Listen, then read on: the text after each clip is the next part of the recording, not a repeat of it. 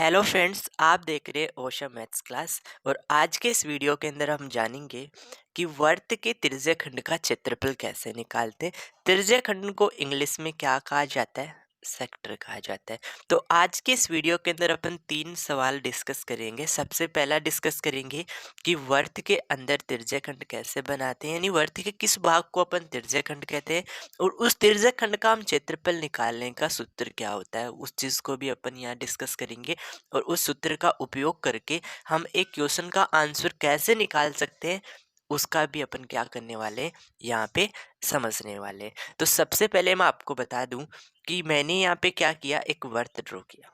ये एक हमारे पास क्या वर्त है, और इस वर्त का ये जो है वो हमारे पास केंद्र है, और इस केंद्र को अपन क्या कह देते हैं, ओ से अपन शो करते हैं इसको। अब मैं क्या करता हूँ, इस वर्त पे एक चाप बना लेता हूँ। मैं क्या करता हूँ, इस वर्त पे एक चाप बना लेता हूँ। चाप आप इस वर्त पे कहीं पे भी बना सकते हैं। मैंने एक चाप ले लिया।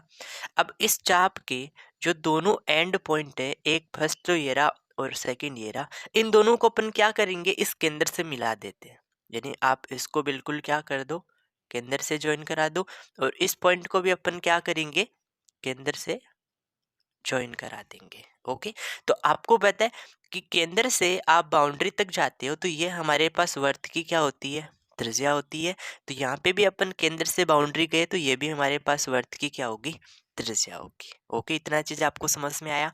एंड इन दोनों के बीच में, इन दोनों त्रिज्या यानी ये चाप क्या कर रहा है, इस केंद्र पे कुछ एंगल अंतरित कर रहा है, कुछ कोण बना रहा है। ये कोण बना रहा है, इस कोण को अपन क्या रिप्रेजेंट कर देते हैं, थीटा, इसको रिप्रेजेंट कर देते हैं। ओके, आपको इतना चीज समझ में आया। अब देखो यहाँ पे हमारे पास दो त्रिज्यखंड बन चुके हैं। एक त्रिज्यखंड तो हमारे पास ये बन गया। इस त्रिज्यखंड को तो अपन क्या कहते हैं, लघु त्रिज्यखंड कहते हैं। और इसके अलावा जो ये भाग बच जाएगा, इसको अपन क्या कहते हैं, दीर्घ त्रिज्यखंड कहते हैं। तो मैं आपको बता दूं कि जो लघु त्रिज्यखंड होता है उसको अपन इंग्लिश में क्या कहते हैं, लघु त्रिज्यखंड। इसको इंग्लिश में कहा जाता है, लघु का मतलब क्या होता है, माइनर होता है, और त्रिज्यखंड का मतलब हो जाएगा सेक्टर। इसको हम माइनर सेक्टर कहते हैं। लघु का मतलब क्या होता है, छोटा होता है। तो ये छोटे वाला जो पार्ट है इसको तो हम क्या कहेंगे, लघु त्रिज्यखंड कहते हैं। और जो बड़े वाला जो बच जाएगा, अभी मैं आपको इनको अलग अलग करके बता दूंगा। देखो, बड़े वाला जो है उसको अपन क्या कहेंगे, दीर्घ त्रिज्यखंड कहते हैं।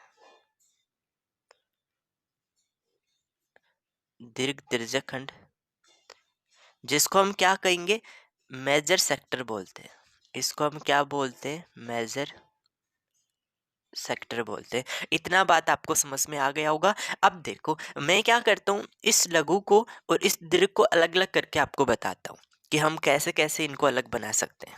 यस, देखो मैंने क्या किया, ये जो इतना सा पार्ट जो हमने कट किया उसको मैंने अलग से निकाल दिया, काट के इसको अलग से निकाल दिया। तो ये जो पार्ट है वो किसको बताता है, लघु त्रिज्यखंड को बताता है। और ये कंप्लीट जो बच जाएगा वो किसको बताता है, दीर्घ त्रिज्यखंड को बताता है। तो इनका अपन क्षेत्रफल कैसे निकालेंगे, तो इनके फॉर्मूले अपन डिस्कस करते हैं। तो उससे पहले समझो, ये हमारे पास क्या था, ये हमारे पास क्या था, रेडियस था वर्त का। ये भी हमारे पास रेडियस था। तो इतना ही पार्ट यहाँ कटा हुआ है, तो ये भी हमारे पास रेडियस आ जाएगा, और ये भी हमारे पास क्या आ जाएगा, रेडियस आ जाएगा। अब देखो ये जो एंगल है वो एंगल कितना होगा, थीटा होगा। ये एंगल हमने क्या लिया था, थीटा लिया था। कि एक चाप था, ये चाप के अंदर पे कितना कोण अंतरित करता है उसको अपन कितना बोल रहे थे, थीटा बोल रहे थे। तो आप ये सोचो कि ये बचा हुआ एंगल ये कितना आ जाएगा, ये टोटल एंगल हमारे पास कितना हो जाएगा। तो मैं आपको एक बात बता दूं कि वर्त के अंदर जो टोटल जो एंगल बनता है वो बनता है 360 डिग्री टोटल। क्योंकि आपको पता है कि हम ऐसा गोल गोल एक बार घूम ले, एकदम ऐसा एक राउंड ले लेते हैं, तो ये अपन कितना डिग्री एंगल बनाते हैं, हम बनाते हैं 360 डिग्री। तो टोटल 360 था, उस 360 में से हमने थीटा माइनस किया है। तो ये जो एंगल बच जाएगा वो कितना बच जाएगा, 360 डिग्री माइनस क्या आ जाएगा, थीटा आ जाएगा। तो ये हमारे पास एंगल क्या आ जाएगा, 360 डिग्री माइनस क्या आ जाएगा, थीटा आ जाएगा। तो देखो अब अपन इनके फॉर्मूले कैसे बनाते हैं। लघु त्रिज्यखंड निकालने का जो सूत्र होता है वो सूत्र होता है पाई आर स्क्वायर। ये पाई आर स्क्वायर क्या होता है, इस पूरे वर्त का क्या होता है, क्षेत्रफल होता है। इसको आप किससे गुना कर दो, थीटा बटे 360 से, थीटा बटा 360, क्योंकि लघु तिर्यकखंड होता है उसका कोण कितना थीटा है, और थीटा में 360 का भाग दे दोगे तो ये फॉर्मूला बन जाता है किसका, लघु तिर्यकखंड का क्षेत्रफल निकालने का। अब अपन दीर्घ तिर्यकखंड का क्षेत्रफल कैसे निकालेंगे, तो सेम करेंगे। देखो क्या, पाई आर स्क्वायर ऐसा कैसा नोट कर देंगे, इंटू जहाँ थीटा, अपन इसमें थीटा था तो इसमें एंगल कितना है, कोण कितना है, 360 माइनस थीटा, तो यहाँ पे हम लिख देंगे 360 डिग्री माइनस क्या आ जाएगा, थीटा आ जाएगा, और डिवाइड में हमारे पास क्या आ जाएगा, 360 डिग्री आ जाएगा। तो ये हमारे पास आ गया दीर्घ तिर्यकखंड का क्षेत्रफल निकालने का फॉर्मूला। तो आई होप आप दोनों फॉर्मूला समझ गए होंगे। आप ये भी समझ गए होंगे कि तिर्यकखंड कैसे हम बनाते हैं और उस तिर्यकखंड का हम क्षेत्रफल कैसे निकालते हैं। ओके, अगर आप क्लास 9th और 10th में पढ़ रहे हैं तो आपके लिए ये वीडियो बहुत ही इम्पोर्टेंट होने वाला है, क्योंकि मैं आपके एनसीईआरटी के अंदर ये चैप्टर 12 है, और चैप्टर 12 का बेसिक जितना भी है वो सारा मैं आपको यहाँ पे कराने वाला हूँ। तो आज हमने एक छोटा सा पॉइंट डिस्कस किया कि वर्त के तिर्यकखंड का हम क्षेत्रफल कैसे निकालते हैं। तो चलो इन दोनों फॉर्मूलों का यूज़ करके ना हम अपने एक क्वेश्चन बनाते हैं। उस क्वेश्चन का अपन हल कैसे बनाते हैं वो आप देखिए।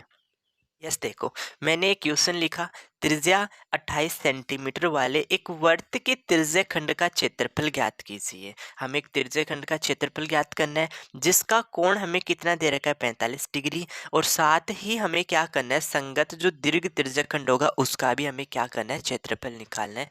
बहुत आसान तरीके से हम इस क्वेश्चन को बना सकते हैं। देखो आपको त्रिज्या दे दिया,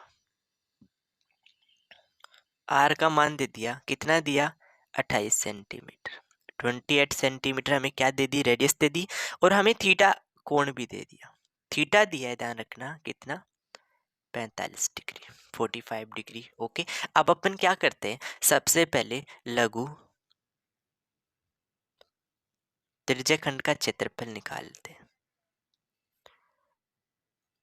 लघु त्रिज्यखंड का क्षेत्रफल इक्वल टू, देखो फॉर्मूला क्या था, फॉर्मूला अच्छे से आप लिखना। देखो जैसे मैं आपको बता रहा हूँ ऐसे ही आपको बोर्ड एग्जाम के अंदर क्या बनाने, सॉल्यूशन बनाने, आपको एग्जामिनर फुल मार्क्स देगा। तो यहाँ पे पहले फॉर्मूला क्या था, पाई आर स्क्वायर, पहले जो वैल्यू आपको दे रखी है, जो भी डेटा आपको दे रखा वो आपको लिखना है, उसके बाद आपको फॉर्मूला लिखना है, उसके बाद उसमें वैल्यू पुट करेंगे। तो पाई आर स्क्वायर थीटा बटा क्या आ जाएगा, 360 डिग्री आ जाएगा। अब देखो इक्वल टू पाई का वैल्यू जब तक आपको डेसिमल में नहीं कहा जाए तो आपको क्या रखना होगा, 22/7 रखना है, ध्यान रखना, इंटू रेडियस हमारे पास कितना आ जाएगा, 28। अब आर स्क्वायर है तो रेडियस को कितने बार लिखना पड़ेगा, 2 बार लिखना पड़ेगा, 28 × 28 इंटू थीटा हमारे पास कितना है, 45 डिग्री, और डिवाइड में हमारे पास क्या आ जाएगा, 360 डिग्री आ जाएगा। ओके, अब अपन क्या करते हैं, सिंपल करते हैं, इसको सरल करते हैं। तो देखो 45 से ये 360 जो है वो कितने बार कट जाएगा, 8 बार कट जाएगा। आप 45 को 8 से गुना करेंगे तो कितना आ जाएगा, 360 आ जाएगा। और अपन क्या करते हैं, 7 से इस 28 को कैंसिल कर देते हैं, कितने बार, 4 बार, 7 चौक 28 आ जाएगा। और इस 4 से हम इस 8 को भी कितने बार कैंसिल कर देते हैं, 4 दूनी 8, 2 बार, और 2 से हम इस 22 को कैंसिल कर देते हैं, कितने बार, 11 बार। अब हमें क्या करना है, इस 11 को 28 से गुना करना है। बहुत आसान है, कैसे आप गुना करेंगे, मैंने पहले आपको पहले वीडियो में डिस्कस किया है कि 11 से किसी नंबर को गुना करने की सोटरी क्या होती है। अगर आप वो सीख लेंगे तो आपको यहाँ पे टाइम नहीं लगेगा। मैं आपको यहाँ पे बता देता हूँ कि 11 को आप 28 से कैसे गुना करते हैं। आपको प्रैक्टिस करनी है तो आप उस वीडियो को जाके देख सकते हैं, उसका लिंक आपको मैं यहाँ पे डिस्क्रिप्शन में दे दूंगा, और यहाँ पे आई बटन में भी आपको उसका लिंक दिख रहा होगा। अब देखो हमें क्या करना है, 11 से नहीं देखना, 28 को देखो ओनली। इसका पहला जो इकाई अंक है वो ऐसा कैसे लिख दो, 8 ऐसा कैसा लिख दो, फिर इस इकाई अंक में दाई अंक भी जोड़ दो, 8 और 2 10 आ जाएगा, 10 का मतलब 0 लिख दो, एक कैरी साइड में लिख दो। फिर यहाँ इस दाई अंक में 2 है, 2 में एक जोड़ के लिख दो, 2 रे कितना आ जाएगा, 3 आ जाएगा। तो यहाँ पे जो अपना आंसर आएगा वो क्या आ जाएगा, 308 आ जाएगा। और मैं आपको बता दूं कि सारी जो इकाई यानी त्रिज्या हमारे पास सेंटीमीटर में था, और क्षेत्रफल हमेशा किस में होता है, वर्ग में होता है। तो यहाँ पे क्या आ जाएगा, सेंटीमीटर का वर्ग आ जाएगा। और यही हमारे पास क्या आ चुका है, आंसर आ चुका है लघु त्रिज्यखंड का क्षेत्रफल निकालने का। ओके, आप ये चीज समझ के अब अपन निकालते हैं दीर्घ त्रिज्यखंड का क्षेत्रफल। तो आप लगाओ दीर्घ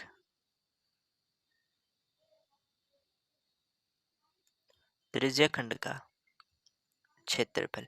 देखो इसका फॉर्मूला सेम अभी हमने सीखा था, pi r square into 360 minus theta बटा क्या आ जाएगा, 360 आ जाएगा। ओके, अब देखो अपन क्या करते हैं, इसके अंदर वैल्यू पुट कर देते हैं। कर दो वैल्यू पुट। पाई कितना आ जाएगा, 22/7 आ जाएगा, इंटू रेडियस सेम 28 इंटू क्या आ जाएगा, 28 आ जाएगा, इंटू 360 में से आपको क्या करना होगा, यहाँ पे 45 घटाना होगा। तो कितना बच जाएगा, 315। क्योंकि थीटा मैंने कितना रख दिया, 45, और 45 आप माइनस कर देंगे तो 60 में से 45 माइनस करेंगे तो 15 बच जाएगा, और 315 बच जाएगा। और डिवाइड में हमारे पास क्या आ जाएगा, 360 आ जाएगा। बस अपन इसको क्या कर लेते हैं, सरल कर लेते हैं। तो यहाँ से हमें आंसर पता चल जाएगा कि दीर्घ त्रिज्यखंड का क्षेत्रफल क्या आएगा। ओके, तो हम बनाते हैं इसको, कैसे सिंपल करते हैं। यस, देखो मैं इस वैल्यू को यहाँ लिख के आपको हल करके बता देता हूँ। पहले कितना आ जाएगा, 22/7 आ जाएगा, इंटू में क्या आ जाएगा, 28, इंटू क्या आ जाएगा, 28 आ जाएगा, और इंटू में कितना आ जाएगा, 315 बटे क्या आ जाएगा, 360 आ जाएगा। देखो अपन कैसे सिंपल तरीके से, कैलकुलेशन का भी हमें ध्यान रखना बहुत जरूरी है। अपन क्या करते हैं, सबसे पहले इस वैल्यू को और इस वैल्यू को 5 से काट देते हैं। इसको 5 से काटेंगे तो 5 की 30 आ जाएगा, 30 एक बचा 15, और 5 थी कितना आ जाएगा, 15 आ जाएगा, 63 आ गया। इसको काटेंगे 5 से तो 7 पंजे 35 आ जाएगा, एक बचा 10, 5 दूनी 10 आ जाएगा, 72। अब इन दोनों को भी आप 9 से काट सकते हैं। देखो 9 का पढ़ा 7 बार बोलेंगे तो कितना आएगा, 63, और 9 का पढ़ा 8 बार बोलेंगे तो 9 घंटे कितना आ जाएगा, 72 आ जाएगा। इतना चीज़ आपको समझ में आया। अब देखो 7 से इस 28 को कितनी बार काट दोगे, 4 बार, और 4 से हम इस 8 को कितने बार काट देंगे, 2 बार काट देंगे, 4 दूनी 8, और 2 से भी अपन क्या करते हैं, 22 को काट देते हैं, तो यहाँ कितना आ जाएगा, 11 आ जाएगा। तो बचा क्या हमारे पास, 11 बचा, इंटू क्या बचा, 28, इंटू क्या बचा, 7 बचा। ओके, तो 11 को हम पहले ऐसा कैसे रखेंगे, हम 28 को 7 से गुना कर लेते हैं। तो 8 को 7 से गुना करेंगे तो 8 7 56, 6, 5 बच जाएगा, 7 दूनी 14, और 5 कितना आ जाएगा, 19 आ जाएगा। 28 को 7 से गुना करने पे कितना आ गया, 196 आ गया। 196 को अपन 11 से गुना करके लिख देते हैं। तो पहले अपन क्या करेंगे, 6 लिखेंगे, फिर 9 और 6 कितना आ जाएगा, 15 आ जाएगा। 15 का मतलब 5 लिख देता हूँ, एक उधारी साइड में रख दूंगा, 9 और एक 10 आ जाएगा, 10 और एक 11, एक बच जाएगा, और एक कितना आ जाएगा, 2 आ जाएगा। तो 2156 सेंटीमीटर स्क्वायर ये अपने पास क्या आ जाएगा, दीर्घ त्रिज्यखंड का क्षेत्रफल आ जाएगा। तो आई होप आपको ये कॉन्सेप्ट समझ में आ गया होगा कि कैसे हम एक वर्त के अंदर त्रिज्यखंड बनाते हैं, और उस त्रिज्यखंड का हम क्षेत्रफल कैसे ज्ञात करते हैं। उसका एक एग्जाम्पल की सहायता से मैंने ये चीज़ें आपको बहुत अच्छे से समझा दी हैं। अगर आप क्लास 9th और 10th के स्टूडेंट हैं तो आपके लिए वीडियो बहुत ज़्यादा इंपॉर्टेंट है, बहुत अच्छे से आप इस चीज़ को क्लियर कर लेना। ओके, अगर आपको ये वीडियो अच्छा लगा तो आप इस वीडियो को लाइक करें, और इसी प्रकार की अगर आपको वीडियो कंटिन्यू चाहिए तो आप कमेंट करके ज़रूर बताइए। ओके, और चैनल पे अगर आप पहली बार विजिट कर रहे हैं तो चैनल को आप ज़रूर सब्सक्राइब कर लीजिए। Okay, thank you for watching video.